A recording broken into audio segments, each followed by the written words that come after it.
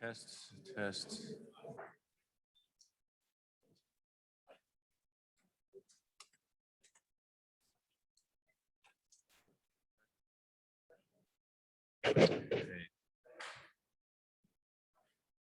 Hey, thank you.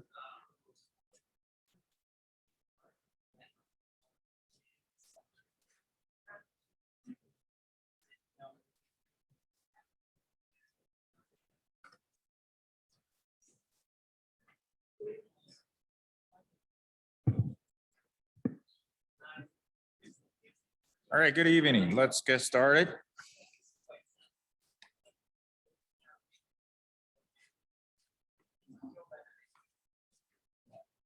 Let's continue on the parametric equation concept. Okay, let's do a very quick review. What is the parametric equation? And we use parametric equation to represent the curve in 3D space. And it basically is a set of equations. And there are 3 equations here because 3D space, so 3 equations. We don't know, of course, if we have the curve, we'll be able to write down the 3 equations. But bottom line is the 3 equations will be able to use be used to describe this curve C in 3D space. Now, of course, what the x of t, y of t, z of t, what they really are, right? They are actually basically the coordinates for a point P on the curve C. Okay, so you give a different time value, if given different t value, then you get a different coordinates, but all of them should be on this curve C. And we can also use a position vector, right? Create a position vector here using x, y, z. So you get a position vector, that would be the position vector for the point P. Alternatively, okay, as we I'll show you a little bit, you can also use this position vector, all the 3 equations here, to describe the motion of a point P. Oops. Okay, so you can also use it to describe motion of point P. So that essentially give us a more of a physical meaning of this parametric equation. It's not just the parametric for curve. It actually, you can visualize it as some sort of a moving point along this curve C. Right? So that's alternative. So I'll show you a little bit here. So let's take a look at a couple examples. The idea is I want to show you some of their very common curves that we will use in this class, and what are the typical parametric equations for those curves. Okay. So let's look at the first example, which is a circle.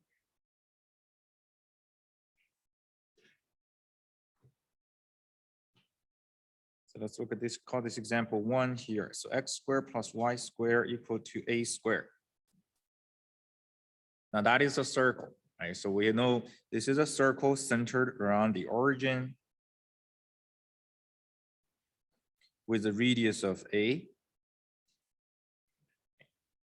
So now my next step is I want to obtain a parametric equation for the circle. Of course, this is you might argue this is a 2D, but you know, you put a 2D curve in 3D perspective, it's still a 3D curve, except the Z value is always 0, right? Yeah. Okay, so essentially what we want is what is x of t, what is y of t? Of course, z of t, in this case, is going to be 0 permanently. So here's what we're going to do. Okay, I'm going to consider I have a moving point P. And this point P is moving counterclockwise around the circle. Okay, so basically I'm considering a P point and moving counterclockwise. Let's give it a little bit more meaning here. Let's say it's moving at a constant angular velocity or speed. Let's call it omega. And more specifically, starting at this location, starting at A0. Okay, so this becomes more of a physical question now, right? So you have a moving point P, starts at this location. This starting point, let's call this A point. And it's moving a counterclockwise with the angular speed omega. Can we derive a parametric equation to describe the current physical problem? Right. So if point P is moving at this speed of omega, right? Let's suppose point P moved over here at, so this is at the t equal to t. So that's an arbitrary time moment, right? T moment. So then how much angle, right? How much angle does it move after a t amount of seconds or hour, whatever, right? The time unit is. So you started here, after amount of t time moment, you're at omega t, right? Omega t. So that's how much it's being moving after a certain number of seconds or minutes. Okay. So once we have this one, then you can try to obtain the coordinates of the point P at that location. Right? You have this X here, you have the Y here, the coordinates of the point P. So at T moment, your coordinates for the point P is X of T equal to, you use your right triangle. So that's your radius is A. So this A here is the radius. So the coordinates what A times cosine omega T. And Y is A times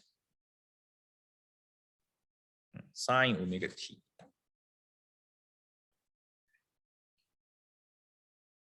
And that's it, right? So once you get this is basically a parametric equation. X is in terms of parameter T, and Y is also in terms of parameter T. And it's moving at a constant angular speed of omega. So now the question, of course, you want to see, how do I know this is a valid parametric equation? Right? Valid means, how do I know actually this describable point P moving along the circle? I mean, very easy way, if you made a mistake somewhere writing, a very simple way is you substitute this two expression back into this circle equation and see if the left side equal to the right side. So if it does, then you have the right parametric equation, okay? So you can do the substitution yourself. I mean, you sub A over here, B over, X over here, Y over here. Then you get A cosine omega T square plus A sine omega T square. Take out the A square. And then you have a cosine omega T square plus sine omega T square. Trigonometry says is 1. So of course it's equal to A square, right? Yeah. So that verifies, if you can verify by sub back into circle equation. Okay. That's always a very convenient way to verify whether you get the right parametric equation or not. Okay. But now you can clearly see my point, right? The result set here for this parametric equation is a very specific result. It's so specific that it actually describes certain specific type of motion of a point P along the curve C, down to what direction it's moving and at which point it starts, right, along the circle. And that's all described by this parametric equation. Okay. So now you probably wonder, so what if I have a different motion? Okay. Should I get a different parametric equation? The answer is yes, right? So let's take a look at a different scenario. Oh, I'm going to show you that later. Okay, so I'm going to show you. Let's look at a different scenario here. So basically, let me ask you a question, more of just a question here. So basically, what if the P starts at this point here, B0, A. Okay, starts at this point, B. So instead of starting at A point, we're starting at this B point.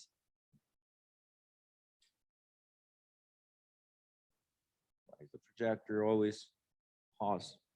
Okay. Now, before we solve this question here, let's go back to the previous case here. Maybe I should verify. When t equal to 0,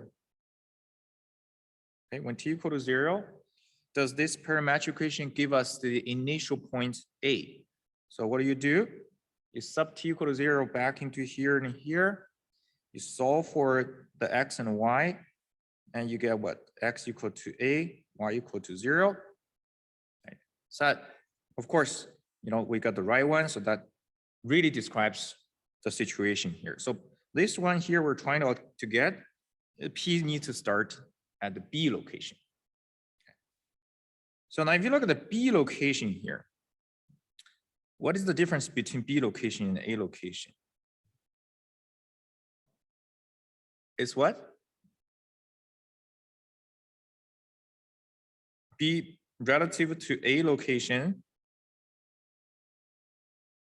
Maybe I should do a little review before.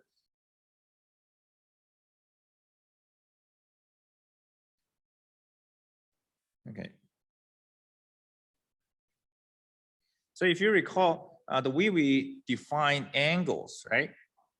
If I have a line here or vector, there's an angle between this line and the x-axis. Okay. So this is defined as theta.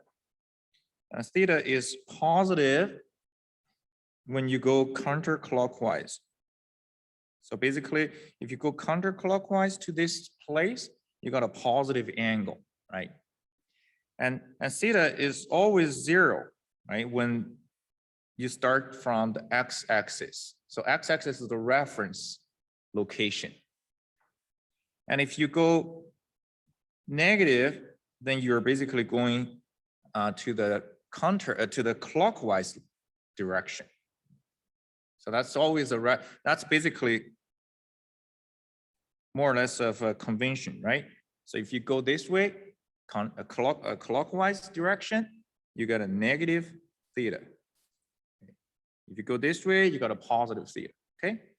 So now if we start from this location, so technically the starting point already has an angle, how much? If I start from here, 90 degree, right? There's already 90 degree starting angle, okay?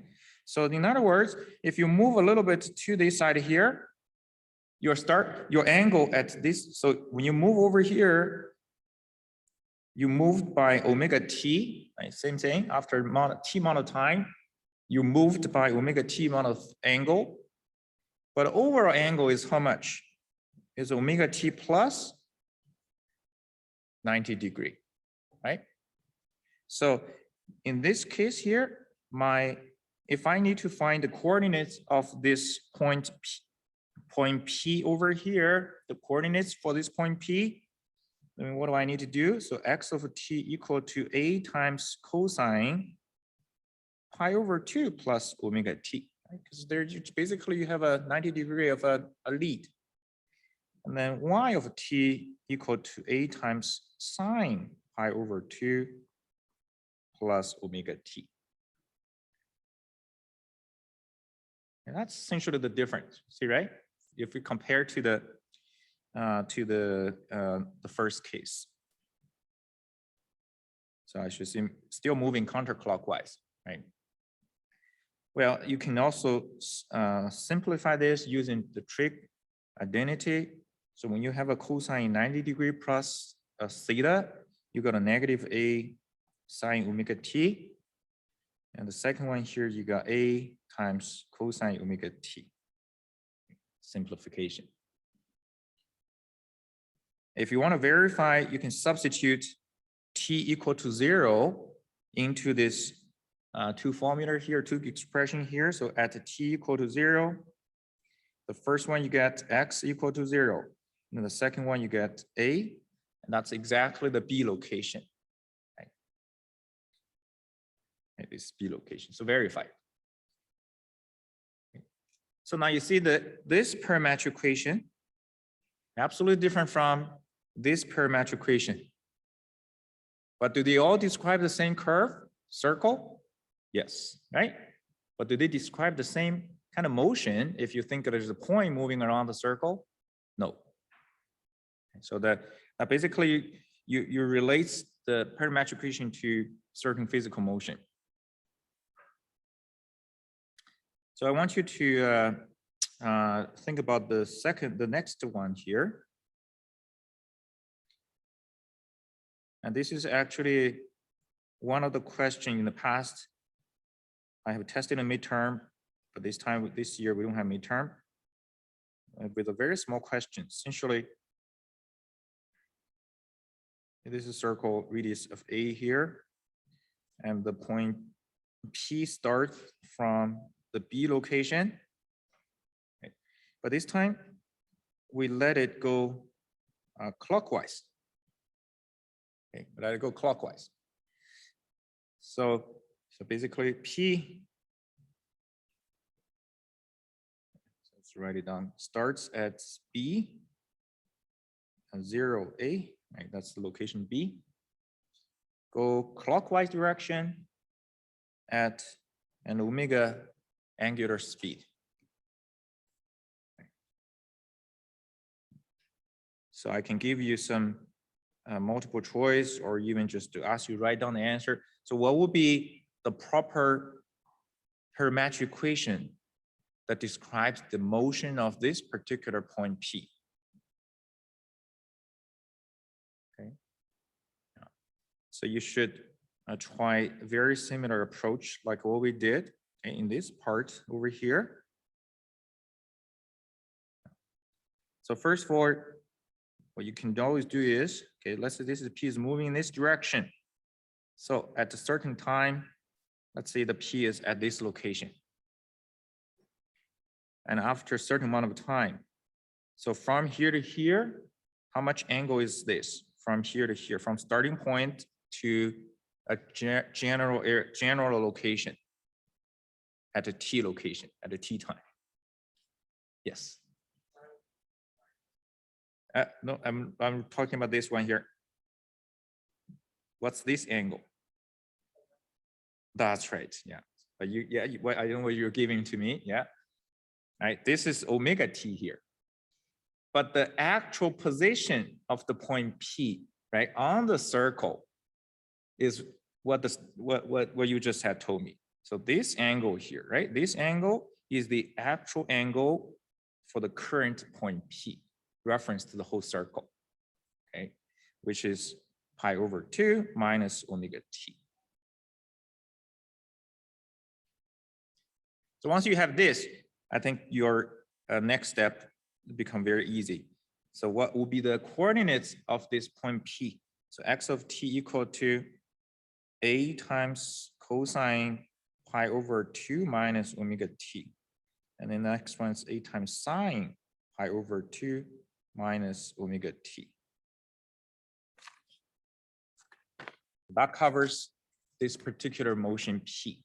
And you can simplify this a little bit. The first one becomes a sine omega t. This bottom here is a cosine omega t. Good. So that gives you a glimpse of, you can certainly have a pure mathematical representation of a curve using parametric equation, or if you have to use a specific parametric equation to describe a motion, then you have to use it properly, right, to come up with the right motion. Okay, so a little bit further to this question is that, this circle right now is a circle centered around the origin. So what if I have a circle centered around not the origin, but an arbitrary point? Okay, this is a generic circle equation. This time, the circle has a center at x naught, y naught, and then radius of A. And you can also easily get the parametric equation, of course, by giving it a certain type of motion. But in general, let's say in this case, I'll just come up with one. X of t will equal to x naught plus A times cosine t, and y of t equal to y naught plus A times sine t. Okay, so I'm just coming with one parametric equation. Okay, if I was not giving any specific constraints, right, so that would work. I mean, if you want to verify, you can substitute back into this circle equation. You can easily verify this is a solution. Okay. Okay, of course, now you notice that I don't have any omega here, just basically means I have my angular speed currently is 1, right? Will 2 work? Of course, right? Okay. And then this is a circle. Another typical curve is an ellipse. Right? So if you have an ellipse, and this is how you represent that using XY equation. Alternatively, you can represent it using a parametric equation. So in this case here, a candidate of this parametric equation is A times cosine omega t, and then B times sine t, for example. And that's also can be very easily verified. You substitute X and Y back over here, and you get the satisfaction of this equation.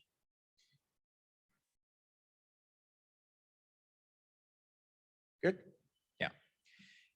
So that is a very common curve. The circle, we do that integration over a circle or even ellipse. Okay, in some of the questions in the future, do integrations in vector integrations. So just make sure you know what would be a proper parametric equation. If the question doesn't give you any constraints, you don't have to get a specific parametric equation like this, right? The easiest one is always this one. Right? That's the most easiest representation of a circle. Either omega is equal to 1 or any numbers you pick. Okay, so that is circle, ellipse, okay, a cluster of curves. So the next one, I'm going to give you a parametric equation. And then let's observe what kind of a curve does it describe.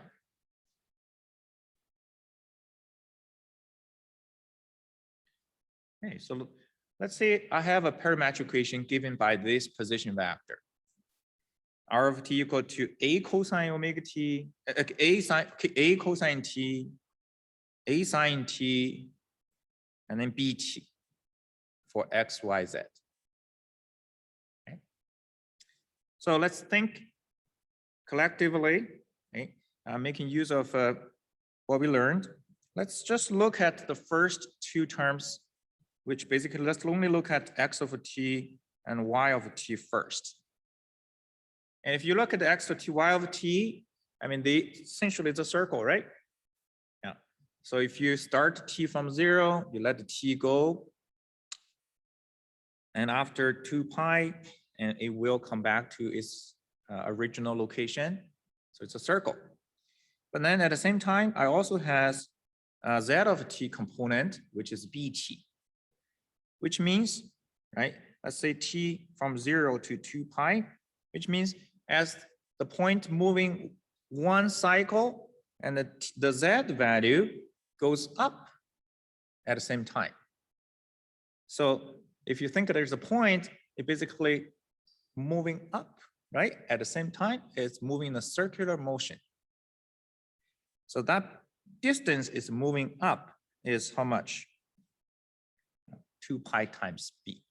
Okay. So overall, if you let the t keeps going, then you end up with actually, right, a helical curve. Okay, we call it a spiral curve sometimes. Technically, we call it helical curve. Okay. So this helical curve is actually a very useful curve. If you go into mechanical or going to maybe do something else, there are many mechanical components whose profile is actually a helical curve. In one of the tutorial, I believe I will tutorial give you an example. If you look at the gear teeth, okay, the profile of the gear teeth, right? You know, there's two sides and then there's the edge. The profile of the gear teeth, not the regular spur gear, but the helical gear, okay? Yeah, is basically a helical part of the helical curve. And if you go to mechanic store, you pick up a screw and you look at the profile of the screw, right? And that's mathematically, it's a helical curve. And the screw, if you go one turn and there is certain distance travel, that's called the pitch. So this one here, this is called the pitch here. And different screws has different pitch, different screw has different size. So if you know how to read this, if you look at the small label, it actually tells you, right, the something by something. And then that basically tells you what is the size of the screw and what is the pitch of the screw, okay? Yeah.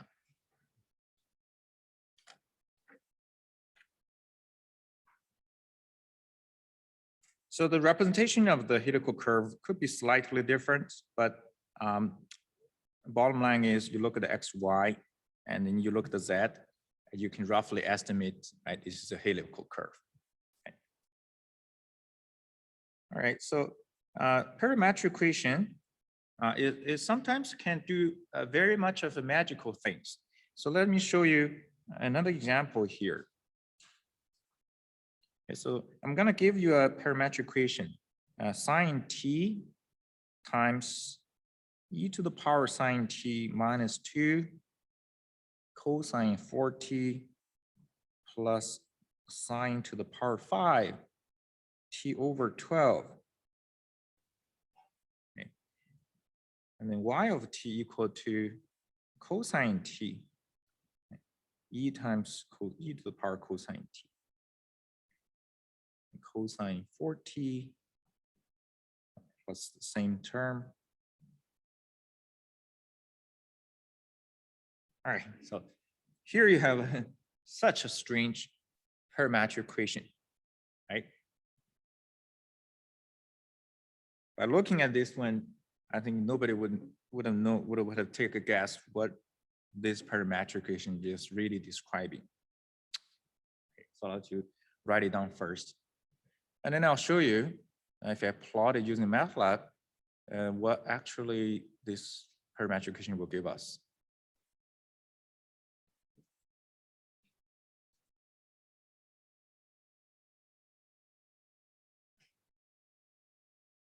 So we start with t equal to 0 and let it go with certain number of cycles. It never repeats itself. Okay? Every cycle never repeats itself. At the end of the day, it'll be a butterfly, right? So that's beautiful, beautiful things you would never expect can get out of these complicated equations, right? And I'll show you actually more beautiful ones when we come to the surfaces, okay? Yeah. So you think about it, right? If you want to represent this butterfly, represent the butterfly using, suppose using one single XY equation, you actually probably can't, right? You can't, but you can certainly do that by using a separated equations added here, right? So that's an advantage of parametric equation. Okay. Another parametric equation I also wanted to show you is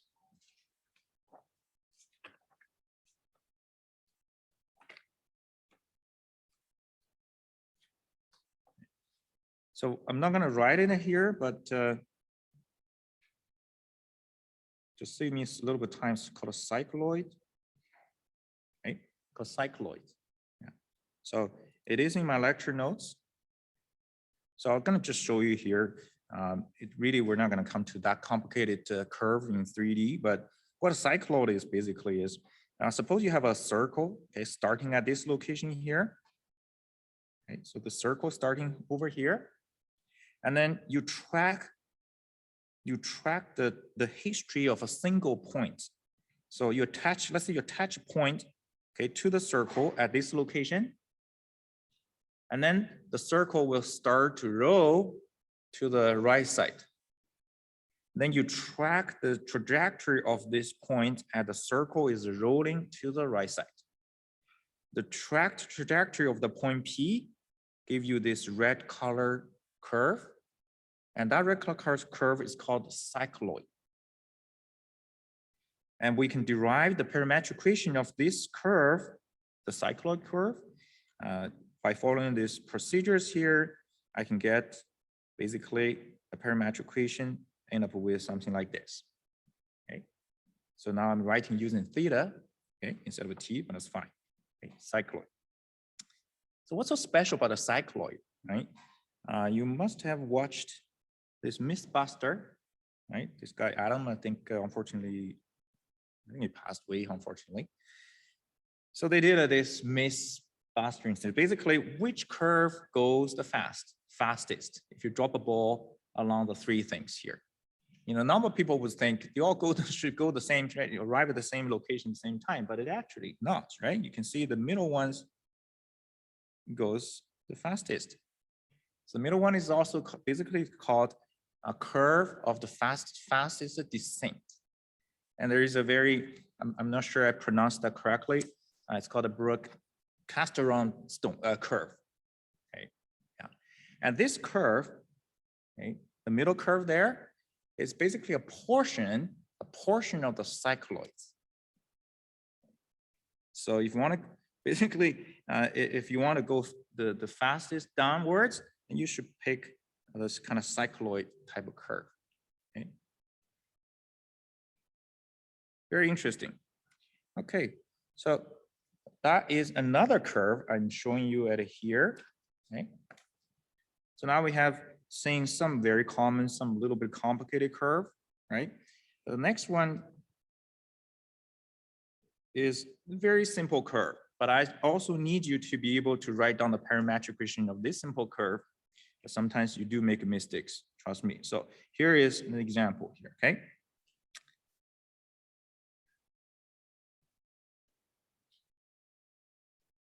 Any questions so far? Oh, good. Yeah.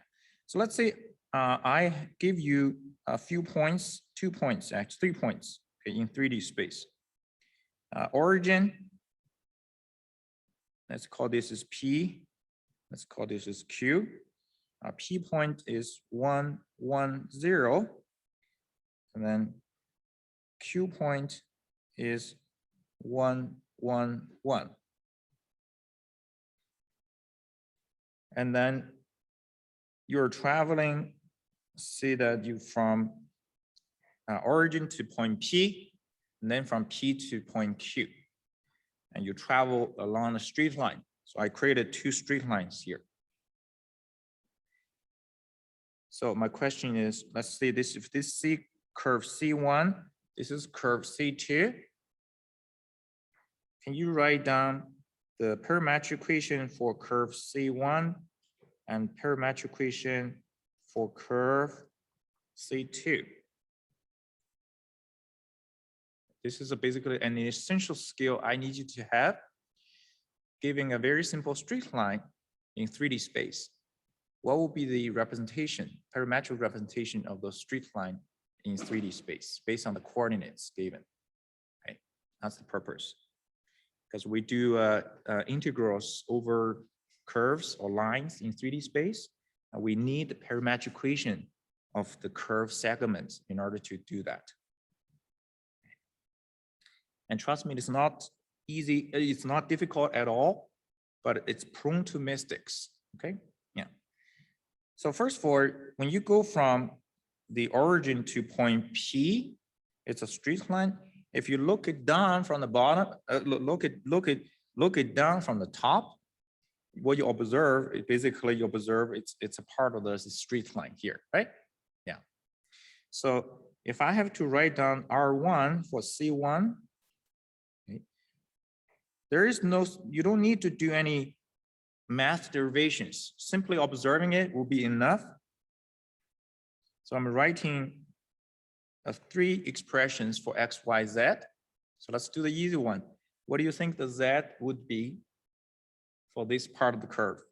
C1. 0. Excellent. Good. Because it doesn't matter where you go along the curve C1, the Z coordinate is always 0, right? Good.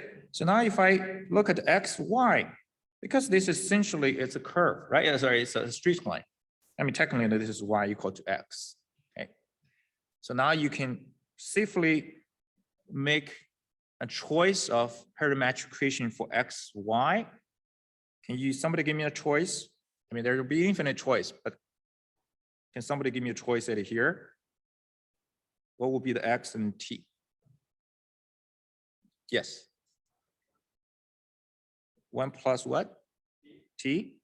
And this one? Good. 1 plus T, 1 plus T. Is there somebody maybe prefer a little bit different choice rather than 1 plus T, 1 plus T? Let's work on 1 plus T first. If I pick 1 plus T, 1 plus T, okay, what will be the range for the T? So T goes from what value to what value? Yeah, you answer your own question. Good, go ahead. T go from, sorry, come again, first value? -1 to 0. Okay. Or sometimes I probably also write it as -1 to 0. Okay, so does it make sense? I can verify, right? When T equal to -1 here, you go to 0, 0, and that's origin.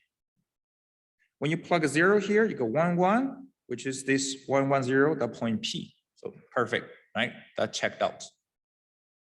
Okay, good. So that's why I'm asking you to give me maybe an alternative option here. Okay. Can anybody give me another option for the same curve C1?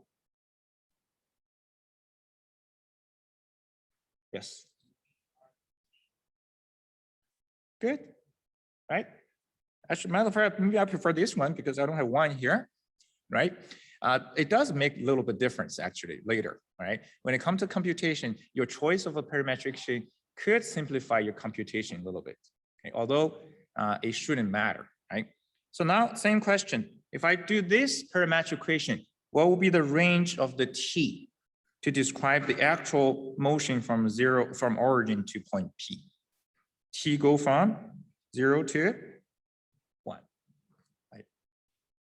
So this is my point. I want you to clearly remember your choice of parametric equation is not unique, but you have to know your range of T precisely in this case, right? Describing this actual motion.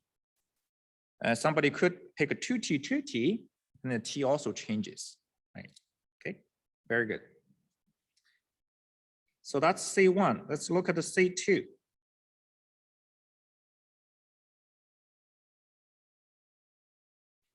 So since I'm using C1 here, maybe I should add a subscript 1, 1 to represent the first. So then here's X2.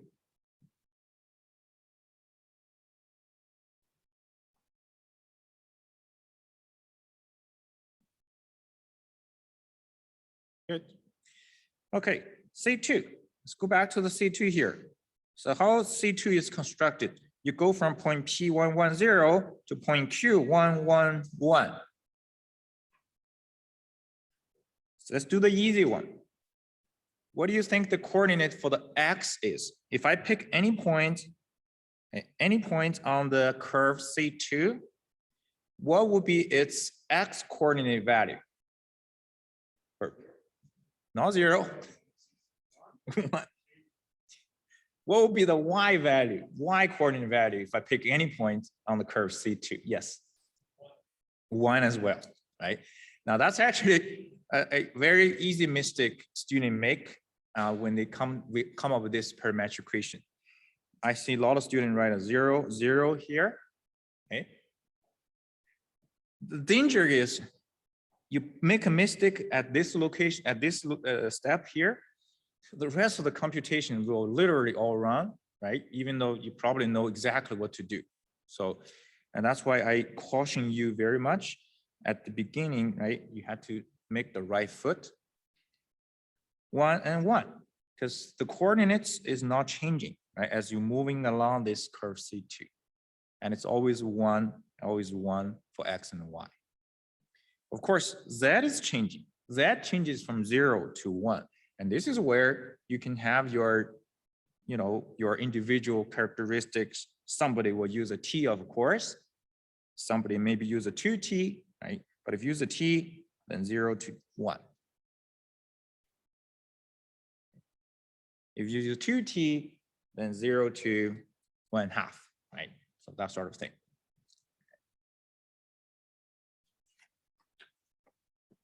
This is actually taken from a part of the midterm question. That's the first step you need to do. The midterm question will be a scalar line integral, but this is the first step. Okay, very good. So my expectation for curves parametric equation is that you don't need to worry too much about very complicated curves.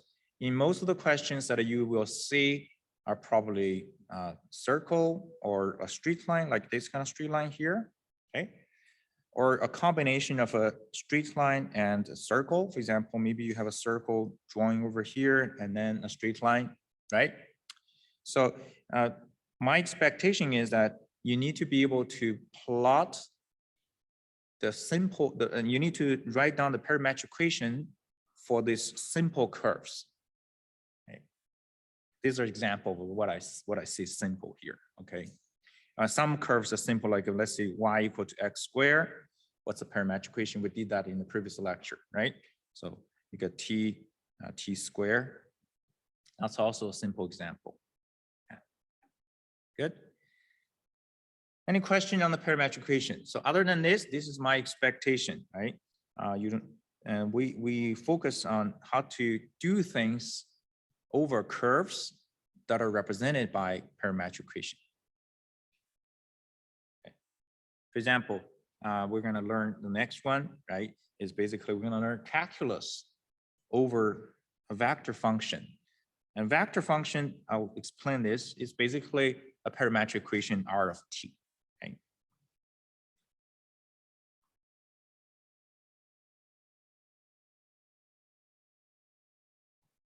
Okay. So now let's look at the new topic, a derivative of vector function. So what is a vector function?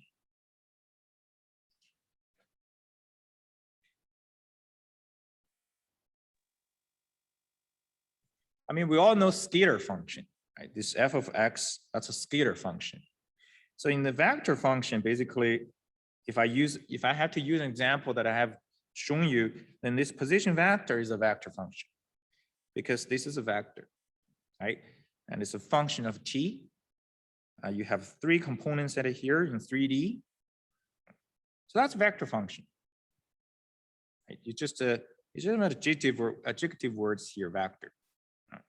So let's consider R of t is given as x of t, y of t, and z of t. My writing sometime in this section, I write it x of t I hat, y of t j hat, and z of t k hat. Okay. The first thing we need to figure out is what is the derivative of this vector function. I mean, you can certainly do derivative of scalar function. Now we want to do derivative of a vector function. The writing, it can be this writing with a prime, and it can also use a dot. But the dot notation, as we mentioned, typically applies when you have a function of t, and that's Newton's notation. So the formal definition of, I'll write down the formal definition here. You'll see it's very similar to the definition of a scalar function derivative. Okay? So you take a limit. What limit are we taking? So we subtract our position vector. So essentially you vary the position vector by a little bit, delta t, and then subtract the original position vector divided by delta t. Then you let the delta t go to 0, and that's the limit. And the limit of this will produce dr over dt.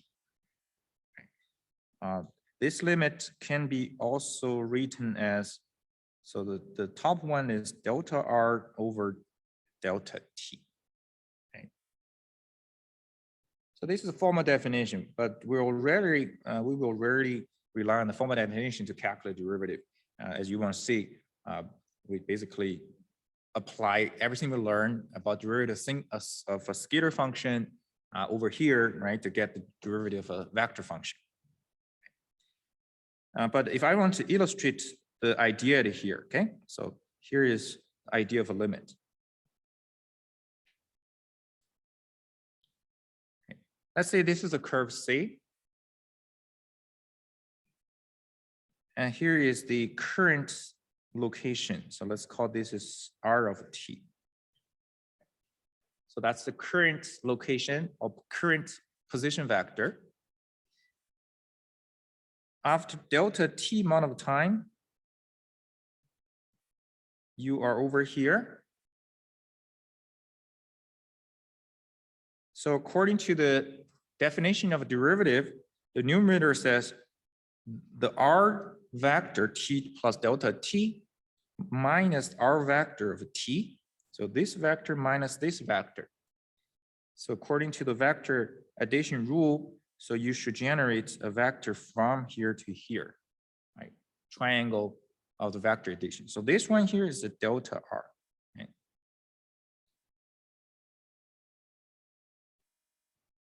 And then the delta R divided by delta t, let the delta t go to 0, you will get this derivative.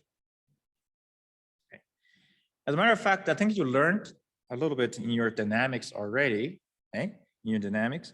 So as you can see, the derivative RT over dt, okay, the derivative R of t will generate another vector, right? This is still a vector. And this vector, if you look at the curve here, this vector is actually what? Tangent to this curve C. Right? So we often say this is a tangent vector to curve C. Okay. And alternatively, I think you heard this vector is also called velocity vector. Because why? Because what we're doing at here, basically we are subtracting two position vector and then divided by delta t, right? It's like what? You have a change of displacement over delta t. Then you get the velocity, right? The speed. So in this case here, we get the velocity, but it's of course a velocity vector. So you have a time derivative, time position vector, you take the derivative of it, the end result is you actually get a velocity vector. Okay. So I got a little bit of time to show a very simple example here.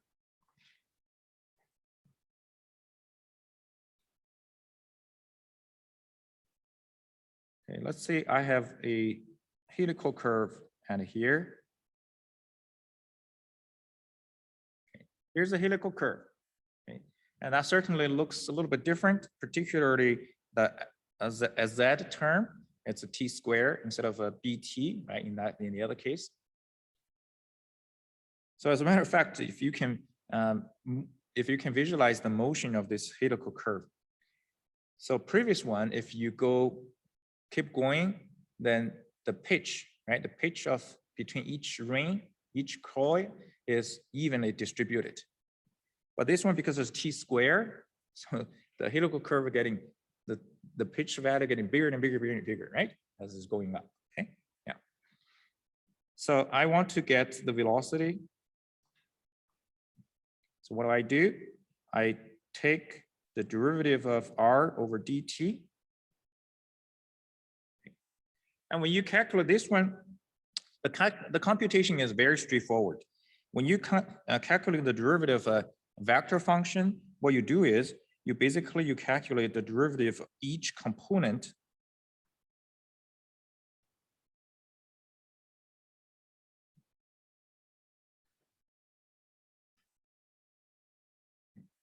You calculate each component. And that we know how to do, right? What's the derivative of the first one? -3 sine t. What is the derivative of the second term of this? And what's the derivative of the last term? 2t. So you get the velocity vector by taking the derivative. Good. So, but the question is, what's the speed? What would be the speed? What do? Just try to normalize it. Not normalize, try to get its length. And that will give you the speed. So square the first term plus the square the second term plus the last term square, you know, the 9 plus 4t squared. Okay. So I'm going to stop here. So technically speaking, I could keep taking derivatives, right? Keep taking derivatives. I could take this derivative of the velocity. Then I will get what? Acceleration. Okay, good. So we're gonna, you can try this yourself. It's very straightforward. But that's basically how you take derivatives of a vector function. All right. Yeah. Well, take a look at a couple examples, and then we'll learn integrations of a vector function next lecture. Thank you.